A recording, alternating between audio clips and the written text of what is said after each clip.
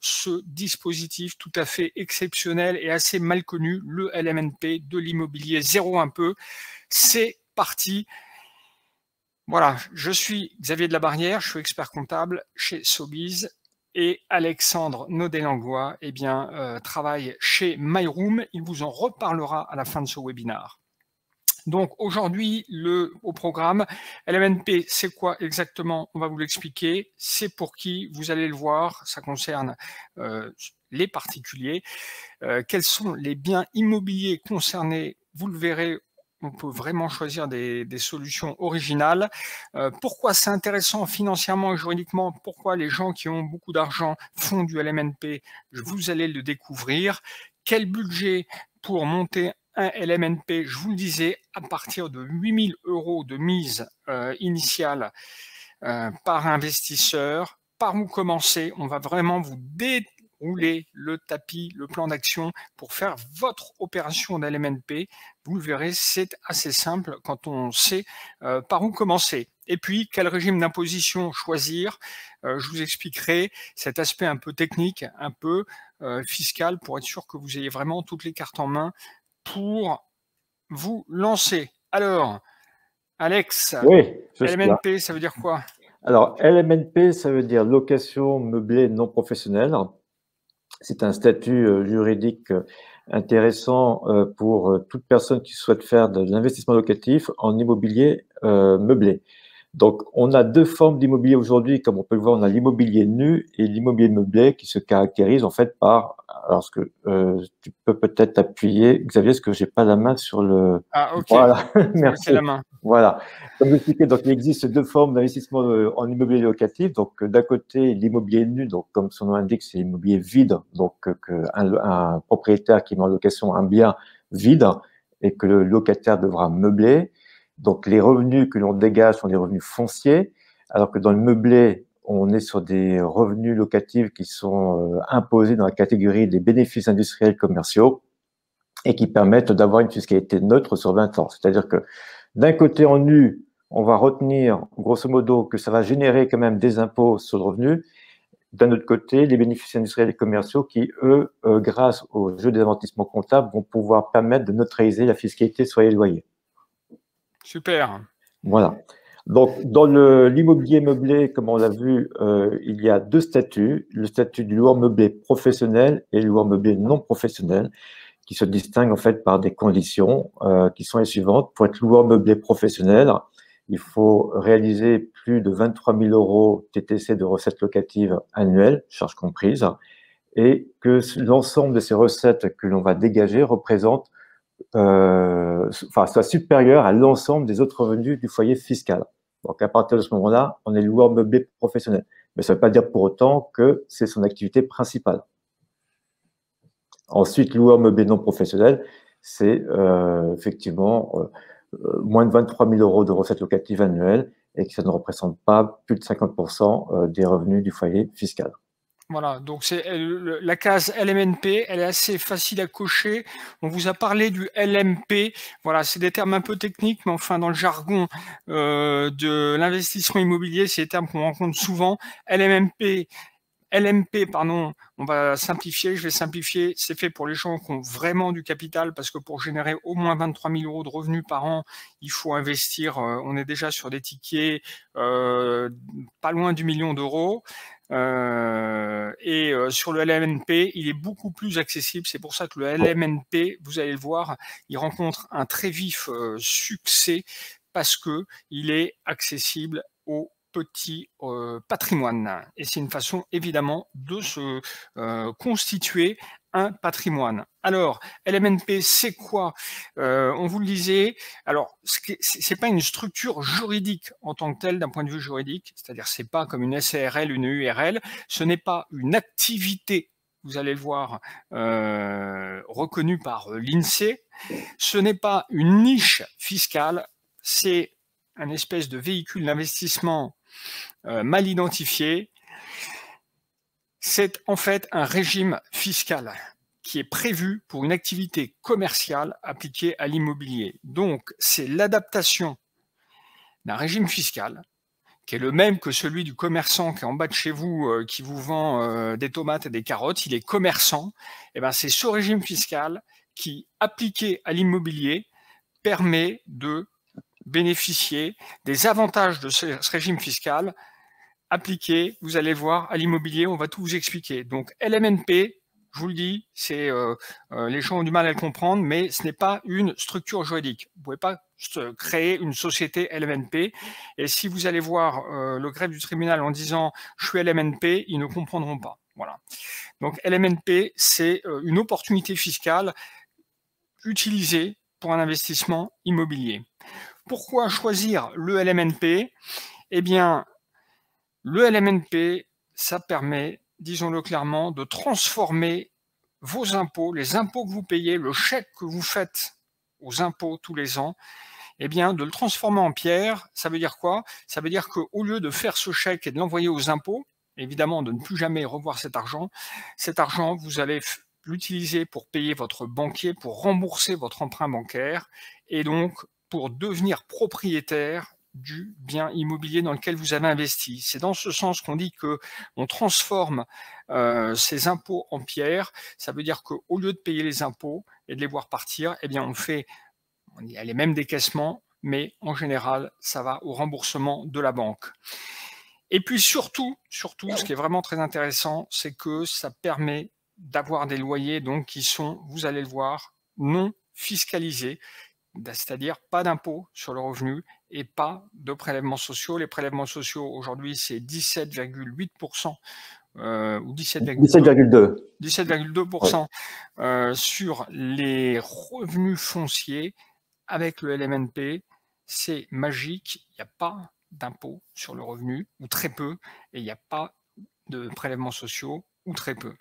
Alors, c'est pour qui? Le LMNP, c'est pour des particuliers qui investissent en France.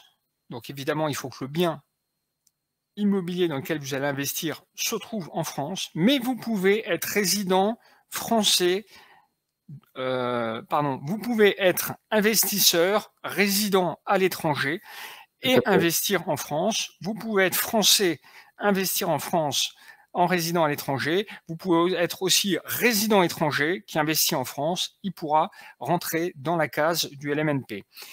Ce que vous devez retenir, c'est que ça concerne les particuliers uniquement. On ne peut pas faire du LMNP en société, c'est pas possible. Vous pouvez faire du LMNP en tant que particulier. Voilà, ça c'est très important. Il y a quelques cas particuliers. Bon, on peut faire une forme de LMNP détournée, mais on ne va pas en parler parce qu'on n'a pas le temps. Mais retenez-le, c'est vous, personne physique, qui allez pouvoir bénéficier du dispositif LMNP.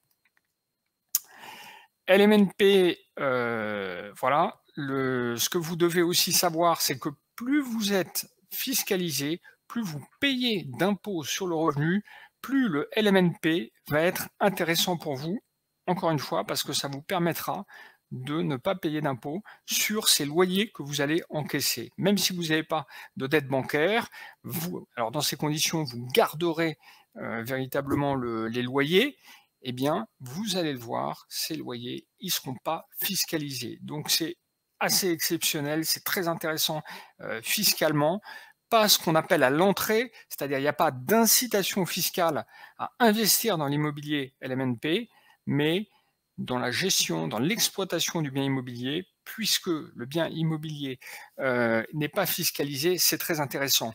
Je vous précise d'ailleurs que les revenus fonciers, hein, la plupart des gens qui ne connaissent pas font ce qu'on appelle des revenus fonciers, c'est-à-dire ils investissent dans un bien immobilier, ils empruntent à la banque, et puis le piège, c'est que tous les ans, ils payent de l'impôt sur le revenu foncier, ils payent de l'impôt sur de l'argent qu'ils ne gardent pas, puisque en général, les loyers qu'ils encaissent pendant 10 ans, 15 ans, 20 ans servent à rembourser la banque. Donc, ils se retrouvent parfois dans une situation financière d'effort financier, c'est-à-dire qu'ils sont obligés de prendre dans leur salaire pour payer le banquier, pour payer les impôts. Eh bien, ce régime des revenus fonciers, moi, ça fait longtemps que je le déconseille à la plupart des entrepreneurs que j'accompagne. Je leur dis, évitez ça, sauf si vous avez des revenus très importants, que vous avez beaucoup d'argent, que vous avez du patrimoine et que vous pouvez faire cet effort pour payer vos impôts, évitez ça en faisant du LMNP. Alors, quels sont les types de biens? Oui, Alex, je te laisse nous expliquer ça. Merci Xavier. Voilà, donc dans le LMNP, en fait, ça peut s'adresser aussi bien pour des investissements que l'on va faire en résidence de service ou en direct. Donc, on distingue l'immobilier non géré et l'immobilier géré. Donc, ce que j'appelle, moi, l'immobilier non géré, c'est vous achetez un appartement, une maison, que vous retapez, vous faites de la rénovation, vous le meublez et ensuite vous le mettez en location et vous gérez en direct les locataires ou vous pouvez passer par un intermédiaire d'une agence immobilière, ce qui est le cas dans mon activité aujourd'hui. Ça ne vous rentre pas pour autant dans la case de l'immobilier géré. Donc, l'immobilier non géré, c'est la location classique, c'est de la location saisonnière, c'est du meublé de tourisme, c'est des gîtes ruraux, des chambres d'hôtes, de la location courte durée. Location, l'immobilier géré, donc là, comme je disais, c'est sur les résidences de services plutôt, donc type EHPAD, senior, tourisme, affaires, dont on entend beaucoup parler aujourd'hui en raison de la crise sanitaire, qui a mis en difficulté un bon nombre d'exploitants en résidence de services. La différence entre le géré et le non géré, c'est que dans l'immobilier géré, à travers la résidence de service, vous signez un bail commercial, vous êtes lié par un bail commercial à l'exploitant de la résidence qui devient en fait votre locataire et qui va faire de la sous-location. Donc, à charge pour lui de chercher des locataires et de l'assurer un taux de remplissage et de vous garantir un loyer pendant 12 ans. Donc, c'est un bail qui court de 11 ans et 9 mois. Et bail au cours duquel vos loyers sont en principe garantis. Je dis bien en principe parce qu'aujourd'hui, encore une fois, avec la crise sanitaire, beaucoup de résidences ont été mises en difficulté et n'ont pas pu honorer effectivement leurs engagements vis-à-vis de leurs clients propriétaires. Voilà. Ensuite, oui. Oui, Alexandre, est-ce qu'on peut dire que l'immobilier géré, c'est quasiment un placement financier? C'est-à-dire qu'en fait, on n'a rien à faire, on n'a rien à gérer. C'est pas nous qui cherchons les locataires. Oui, voilà. Oui, en fait, voilà, l'immobilier géré, c'est un peu comme la SCPI, c'est un peu comme un OPCI, effectivement. On n'a pas à se soucier de la recherche du bien, on n'a pas à se soucier de la recherche d'un locataire, on n'a pas à se soucier de la gestion de son bien au quotidien.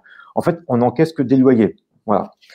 Il n'y a pas d'affectif là-dedans, c'est vraiment, il n'y a pas de relationnel, c'est vraiment un investissement financier, on prend les avantages fiscaux, on encaisse les loyers, c'est la sécurité, normalement c'est peu risqué, sauf crise de Covid, puisque on a découvert que les exploitants, les grosses signatures connues sur le marché, Pierre et Vacances, etc., n'avaient pas payé les loyers.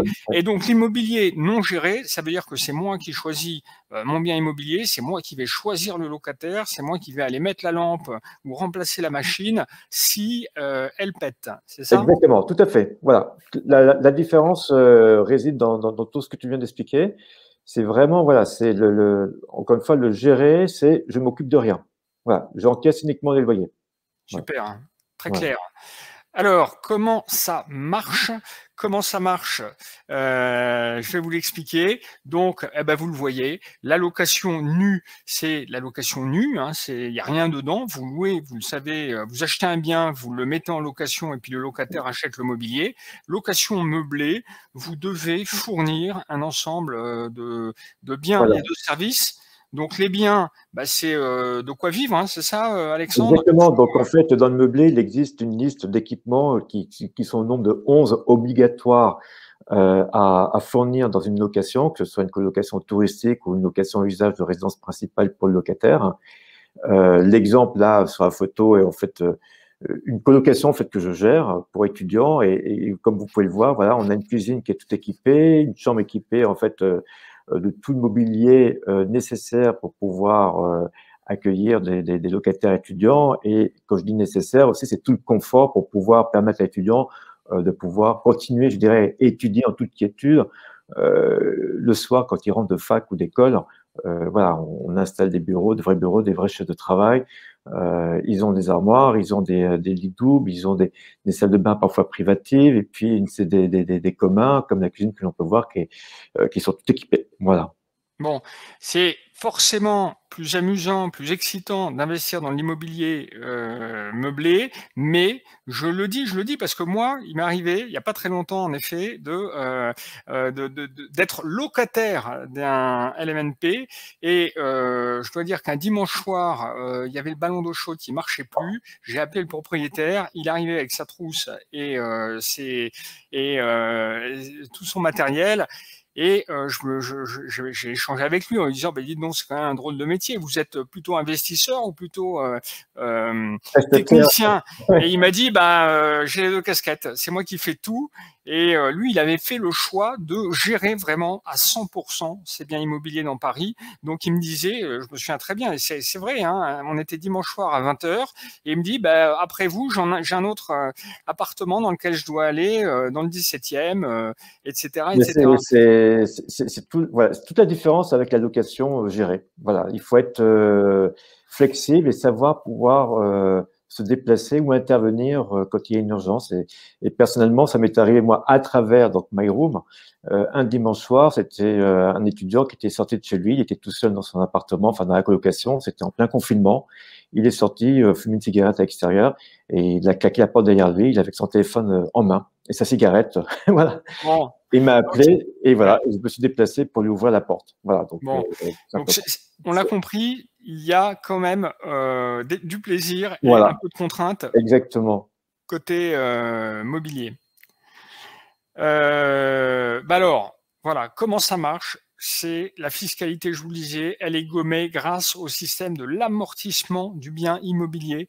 L'amortissement, ça veut dire quoi? Ça veut dire que 80 à 90% du prix d'achat, hors frais de notaire, est déduit de vos revenus imposables. Voilà, ça c'est tout à fait particulier, c'est ce que je vous disais en vous parlant de l'épicier qui est en bas de chez vous. L'épicier, quand il achète une machine, par exemple sa machine à gestion du cash, sa caisse, eh bien il va l'amortir sur 2 ans, 3 ans, 4 ans, il applique le principe de l'amortissement. S'il fait des travaux dans sa boutique, il va amortir, c'est-à-dire étaler le coût de son investissement sur 3, 4, 5 ans. Et le LMNP, c'est la même chose. Vous allez amortir l'investissement, le coût de l'investissement immobilier que vous allez faire, immobilier bien évidemment, mais l'investissement immobilier, la plus grosse partie de l'investissement immobilier, vous allez l'étaler sur 25 à 30 ans.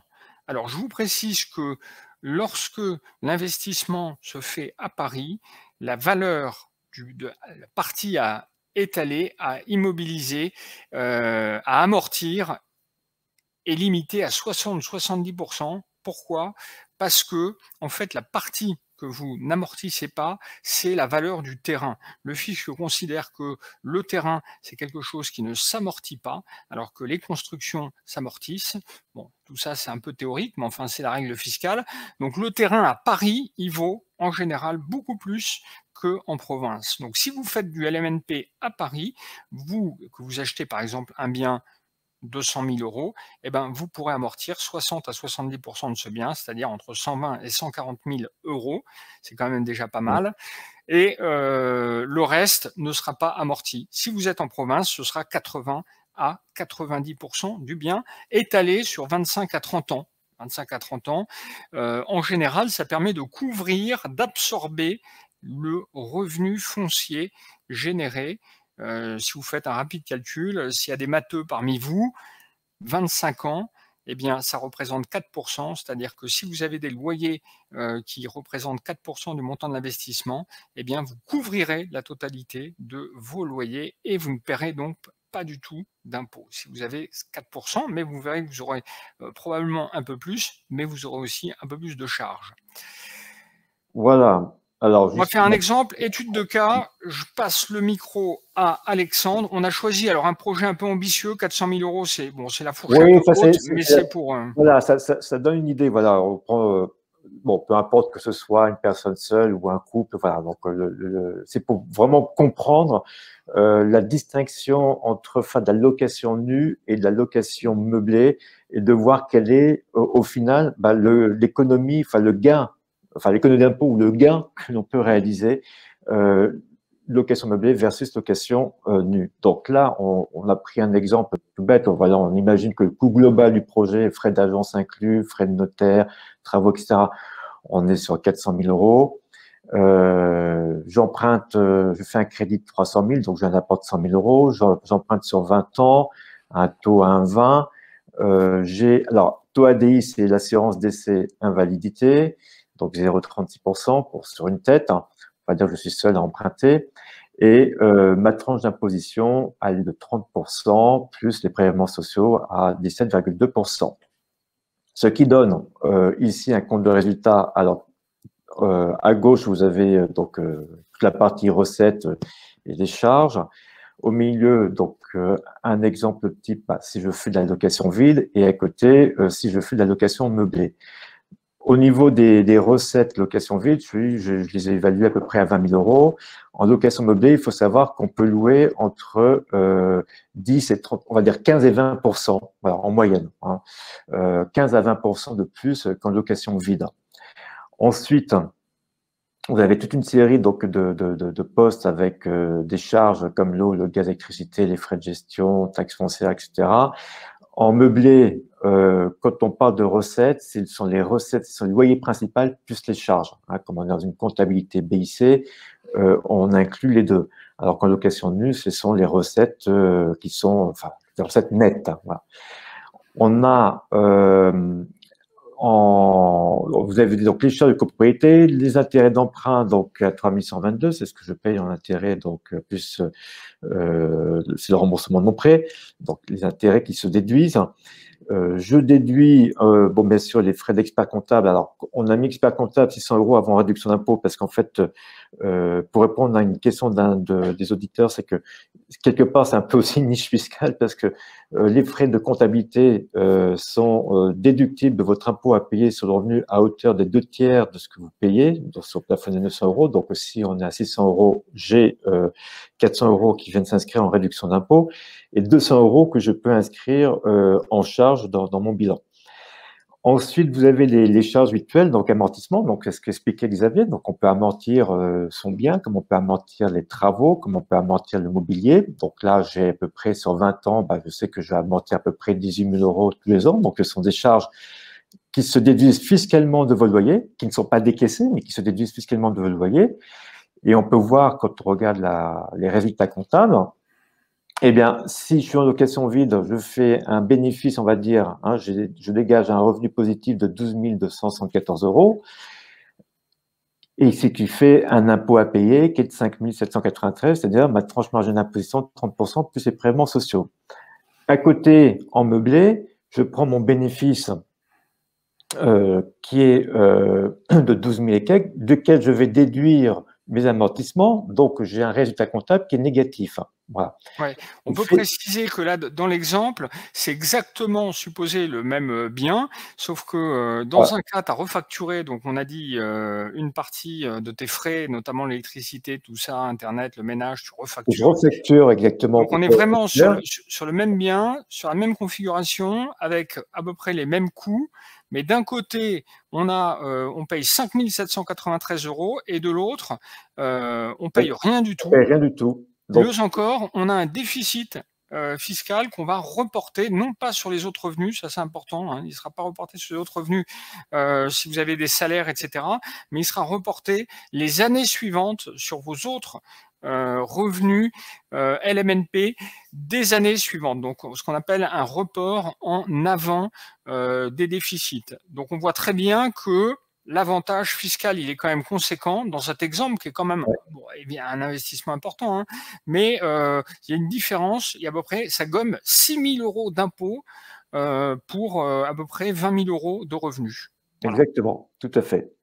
Et Yogurta nous précise, nous rappelle, oui, que pour bénéficier de la réduction d'impôt sur les frais d'expert comptable, il faut adhérer à un centre de gestion agréé. Tout à fait. Bravo Yogurta, vous suivez bien. Et c'est vrai, il faut adhérer à un centre de gestion agréé. On vous en parlera, mais bon, on n'a que 40 minutes, donc on va continuer à avancer et on passera peut-être sur certains points de détail. Voilà. Alors, pourquoi financièrement c'est intéressant? Eh bien, on vient de le dire, les loyers meublés sont plus élevés que les locations nues. Le principe de l'amortissement permet de gommer le bénéfice imposable, donc on paye surtout au début pas du tout d'impôts et ensuite après en général assez peu, et puis pas de prélèvements sociaux, contrairement à l'immobilier nu, les revenus fonciers qui sont assujettis à prélèvements sociaux. Donc financièrement, oui, le LMNP, c'est très intéressant, c'est très important. J'espère que si vous n'avez pas de connaissances fiscales et financières, vous comprenez ce système qui repose vraiment sur le principe de l'amortissement qui est spécifique au LMNP et LMNP, mais on ne va pas trop en parler, mais qu'en tous les cas, dont ne bénéficient pas 90% des investisseurs en immobilier qui font du revenu foncier, ce qu'on appelle le revenu foncier, qui est vraiment, je le dis, je le répète, de loin, le statut le plus pénalisant financièrement. C'est vraiment la pire des options à prendre, sauf cas particulier, puisqu'encore une fois, on paye de l'impôt sur de l'argent qu'on ne récolte pas, qu'on ne garde pas. Donc, ça demande de faire un effort d'épargne, souvent, que les investisseurs, dont les investisseurs ne sont pas toujours conscients au début. Pourquoi juridiquement c'est intéressant, Alex? Alors, juste une petite question, il faut que je rebranche un petit moment. Excusez-moi. On te laisse. Oui, excusez-moi, parce que je vois la batterie là qui de mon. Voilà. Ok, problème de batterie. Voilà, donc je viens de recharger. Donc la question, oui, pourquoi c'est intéressant? Parce qu'en fait, comme à travers ce tableau, comme on peut le voir, pour le loueur meublé, effectivement, on a une durée de bail qui est beaucoup plus courte, hein, donc c'est 1 an versus 3 ans pour la location nue. Je dis 1 an minimum, ou 9 mois si c'est un bail étudiant, ou 1 à 10 mois, c'est un bail mobilité. Bon. Ensuite, au niveau du dépôt de garantie, bon, c'est un peu plus élevé sur la location meublée que la location nue. Et en termes de préavis, aussi bien du locataire que du bailleur, on est sur des durées beaucoup plus courtes. Voilà.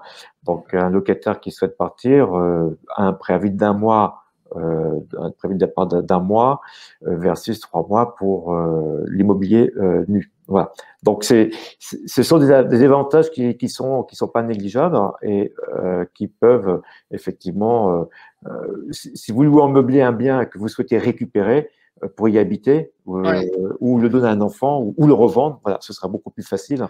Donc, ça veut dire que sur chacun de ces 4 points, avantage immobilier meublé par rapport à immobilier nu, par rapport à location nue. Oui, tout à fait. Ouais. Ok. Combien investir? Je disais en introduction 8 000 €. Est-ce que tu peux nous expliquer ça? Bon, alors, en moyenne, quand on investit dans une résidence de service, et je prends les résidences étudiantes qui sont effectivement les plus abordables par rapport à des EHPAD ou des résidences seniors, on peut démarrer sur les tickets d'entrée de 75 000 à 80 000 €. Bon, voire peut-être un petit peu moins, mais on va retenir 80 000 €.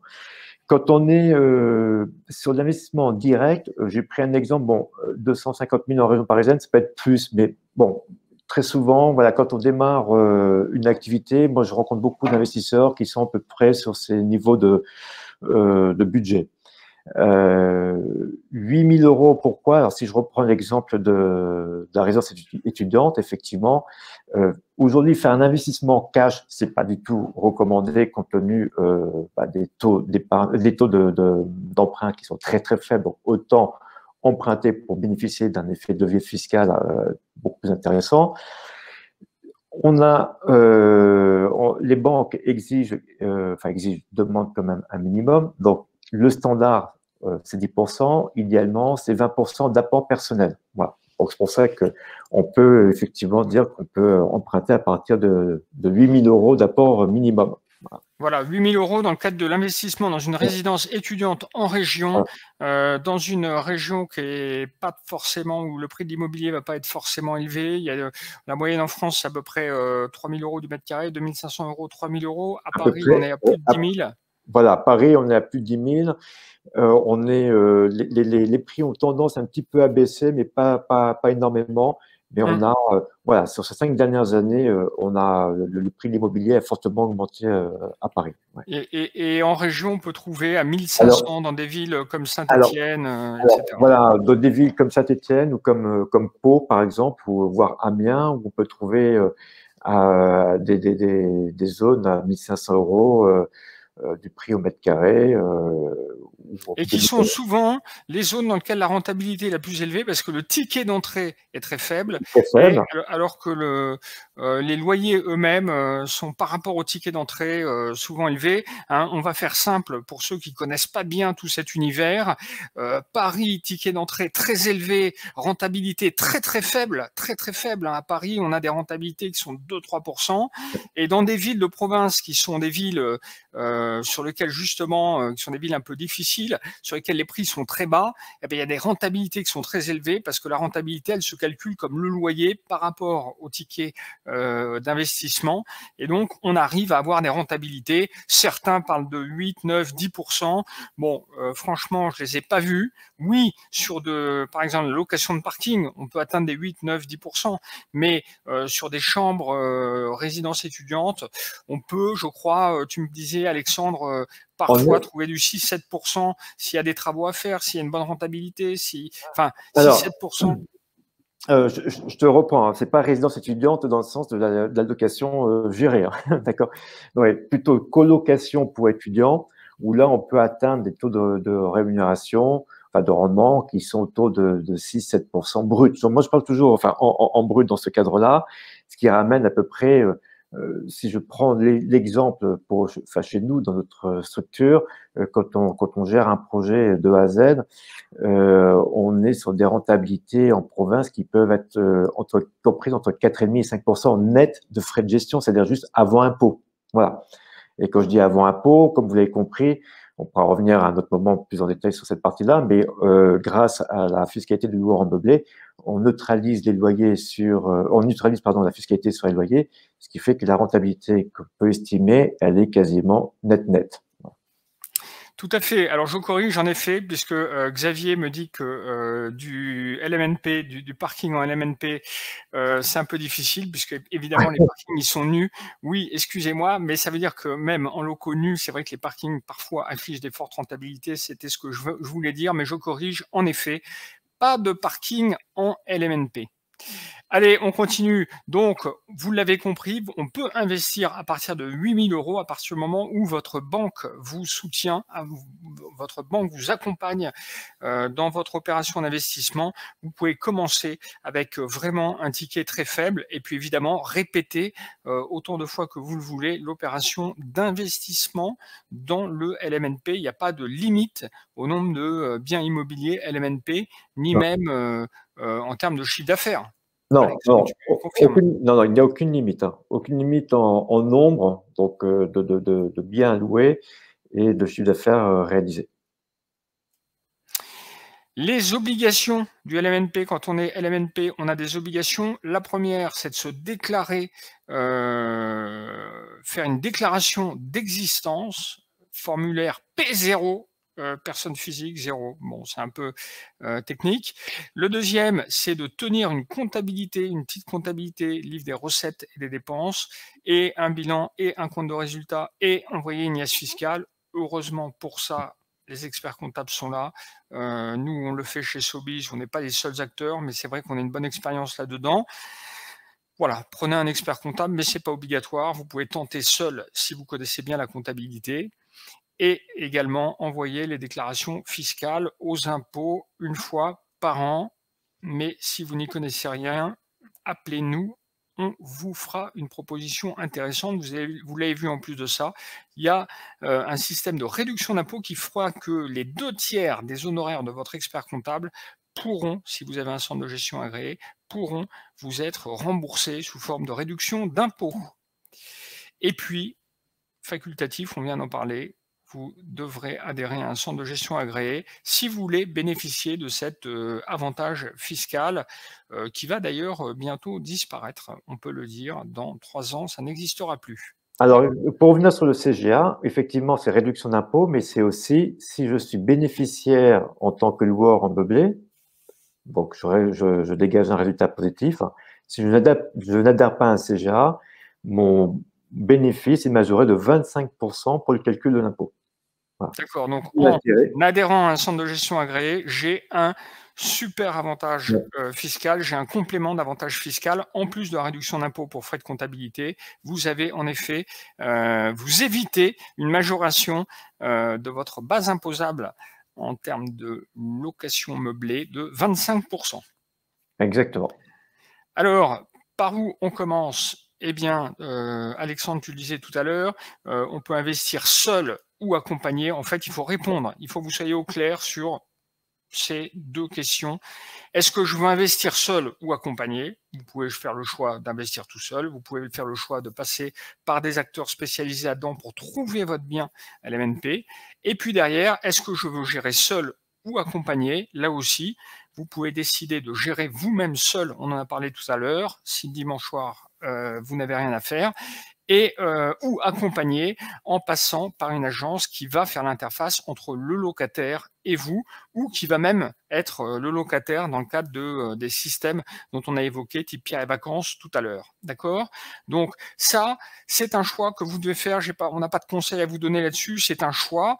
Il est évident que si vous faites seul, vous dépenserez moins d'argent, et si vous faites accompagné, vous dépenserez un peu plus, mais vous serez plus tranquille.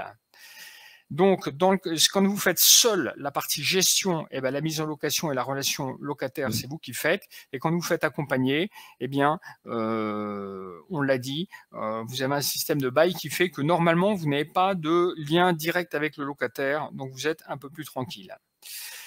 Comment s'y prendre? Le rétroplanning, Alex, alors, tu nous expliques?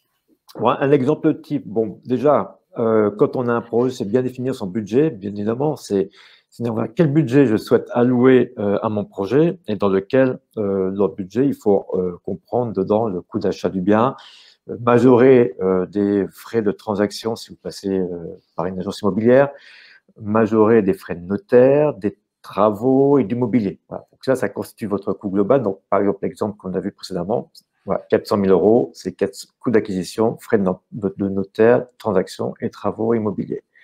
Ensuite, il y a effectivement la sempiternelle, on va dire, règle des 3 E, l'emplacement. Voilà. Donc, on peut avoir le plus beau des produits, mais d'être dans une zone qui est moins bien desservie ou par les transports ou qui est loin de tout commerce, on aura du mal à le louer. Alors que si on est dans des zones bien achalandées ou dans des centres-villes ou en hyper-centre, bien évidemment, on augmente le taux de succès, de réussite de la location. Alors, quand on commence, au niveau du rétroplanning, voilà, vous avez repéré un bien, vous avez échangé avec le propriétaire, vous mettez d'accord, vous signez une promesse de vente. Entre la promesse de vente et la signature de l'acte authentique, il se passe à peu près 3 mois. Et à l'issue de cette signature, donc vous êtes définitivement donc propriétaire, vous pouvez démarrer vos travaux. Les travaux, il faut compter à peu près en fonction du bien, mais si on est sur, je vais prendre on va dire un moyen à 70 mètres carrés, 70-100 mètres carrés, on sait à peu près si on doit tout refaire de A à Z, c'est-à-dire des gros travaux de rénovation, du plancher jusqu'au plafond, en passant par l'électricité, la plomberie, etc. Il faut compter 2 mois et demi à 3 mois de travaux à peu près. Voilà. Et ensuite, en fonction de la taille du bien, ça peut aller jusqu'à 6 mois. Bon. Donc, si vous avez pour objectif aujourd'hui de louer à des étudiants, le bon timing, c'est de dire, voilà, c'est commencer votre recherche au mois de janvier pour une signature, une promesse de vente en février-mars, et 3 mois après, on va dire au mois de mai, passage chez le notaire, et démarrage des travaux en juin, livraison des travaux, donc le bien entièrement rénové, livré fin août, début septembre, et mise en location à partir du début septembre. Ok, c'est super clair. Et là, avec le Covid, tu peux nous dire un peu comment réagit le marché là? Les gens qui avaient des locataires, est-ce que alors, les étudiants sont tenus de rester jusqu'à la fin du bail? alors, alors, non, en fait, avec le Covid, on a, enfin, chez MyRoom, on a un taux d'occupation à peu près de 95% par an. Euh, et avec le Covid, ce taux a été abaissé à 85-87%, ce qui reste un très bon taux d'occupation par rapport au contexte. On a beaucoup d'étudiants qui sont rentrés chez eux. Alors, c'est des étudiants étrangers, donc ils sont repartis dans leur pays d'origine. Et puis des étudiants aussi stagiaires qui finalement n'avaient pas leur stage, ils ne pouvaient pas faire leur stage en présentiel, donc finalement ils sont rentrés, enfin ils sont même pas venus, donc ils sont restés chez eux, chez leurs parents. Et puis effectivement des étudiants qui ont préféré rentrer chez leurs parents et rendre leur chambre. Mais en règle générale, on n'a pas eu trop à souffrir de vacances, on va dire locatives, donc de loyer. Pourquoi? Parce que les étudiants, de toute façon, quand ils signent un bail chez nous, c'est un bail de 12 mois et non 9 mois. Et 12 mois renouvelables tacitement, ce qui veut dire que quand un étudiant termine son année scolaire, il ne va pas rendre tout de suite en fait son bail, au risque de se dire à la rentrée, il va falloir que je me remette en recherche d'un bien. Donc c'est pour cette raison qu'on a de bons taux d'occupation. Et par rapport pour revenir au Covid, aujourd'hui, on a moins souffert que ceux qui étaient en résidence de service. Voilà. D'accord, donc ah oui, d'accord. Donc en résidence de service, ça a quand même un peu plus souffert. Un peu plus souffert, Ouais. et ce qui veut dire qu'aujourd'hui, en fait, nous, notre système chez MyRoom, c'est de la colocation. Nous sommes des spécialistes. Je vais faire un peu de marketing, excuse-moi Xavier. Vas-y, c'est le moment ou jamais. Hein. Voilà, Page de pub. Voilà, nous sommes des spécialistes de la gestion locative, de colocation meublée et de co-living depuis 2013 officiellement. Voilà. Je dis officiellement parce qu'en fait, c'est en 2004, l'un des 3 associés historiques a commencé à faire de la colocation à Compiègne et qui ensuite a développé donc l'activité. Ce que je veux dire par là, c'est que quand on fait de la colocation, je gère un bien dans lequel il y a 3, 4, 5 chambres. S'il me manque un loyer ou 2 à la fin du mois parce que j'ai eu un départ, ben j'ai quand même 3, 4 loyers qui tombent. Ah oui. Donc, quand j'investis en réseau de service, c'est une chambre ou un studio dans lequel je vais investir et dans lequel il y aura un étudiant. Si l'étudiant part, effectivement, bien évidemment, par le bail qui me lie à l'exploitant, il doit me garantir le loyer. Mais aujourd'hui, comme tu l'as très bien dit, Xavier, c'est qu'il y a des exploitants qui ont été mis en difficulté et qui n'ont pas honoré leurs engagements et qui n'ont pas versé les loyers à hauteur de ce qu'attendaient les propriétaires. Voilà. Donc, Okay. il y a un peu plus de risque, je dirais, dans ce schéma-là. D'accord. Comme ça, une question qui me vient. Si je fais du Airbnb, est-ce que je rentre dans le cadre de la LMNP? Est-ce qu'on peut cumuler Airbnb et LMNP? Oui, c'est de la location saisonnière de courte durée. Donc, ça rentre, c'est du LMNP. Hein. D'accord. Mais est-ce que tous les Airbnb font du LMNP? Est-ce que tous les Airbnb font du LMNP? Est-ce que tous les gens pensent à amortir leurs biens ou pas? Pas forcément, parce qu'il y a, dans le temps où je travaille dans un cabinet d'expertise comptable spécialisé sur cette question-là, du loueur en meublé, j'ai rencontré beaucoup de gens qui méconnaissaient et qui, de façon, et je dirais, optaient pour le régime microbique uniquement par facilité. Voilà. Ok. Ils méconnaissaient la possibilité de pouvoir amortir et ne savaient pas qu'effectivement, en saisonnier, on pouvait appliquer les mêmes règles comptables qu'un loueur en meublé classique qui loue un bien à usage de résidence principale pour le locataire. Alors, on a eu des questions sur ce sujet dans le chat, on y répondra après.